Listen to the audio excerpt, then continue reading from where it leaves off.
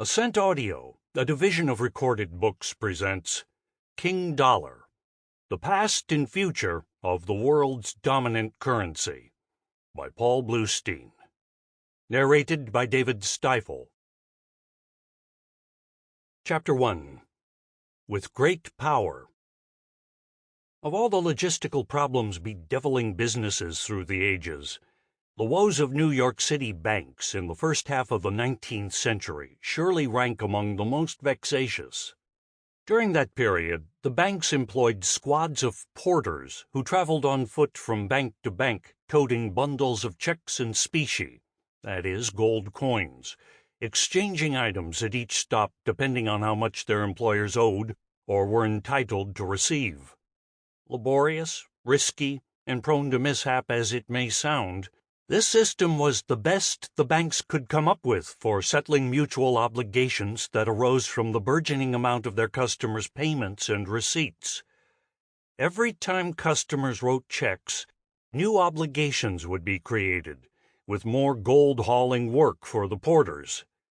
Suppose, for example, a gentleman buying a new horse-drawn carriage paid for it by writing a check for $200. The carriage makers would deposit the check at their bank, which would send a porter to the gentleman's bank to present the check for exchange into $200 worth of coins. Each bank would then record the appropriate sums on their books, a $200 debit on the gentleman's account and a $200 credit on the carriage maker's account. Such transactions oblige banks to calculate and pay the amounts they owe each other, and in America's financial capital, the method involved carrying valuable articles through city streets for conducting in-person exchanges at tellers' windows. Contemporaries had no difficulty recognizing how cockeyed this was. An account published in 1858 conveys the flavor. The 60 porters were out all at once, with an aggregate of 200 or 300 bank drafts in their pockets. They crossed and recrossed each other's footsteps constantly. They often met in companies of 5 or 6 at the same counter and retarded each other, drawing specie at some places and depositing it at others.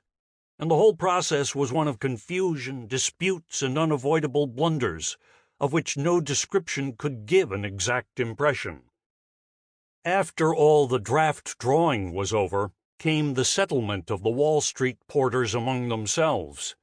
A porters' exchange was held on the steps of one of the Wall Street banks, at which they accounted.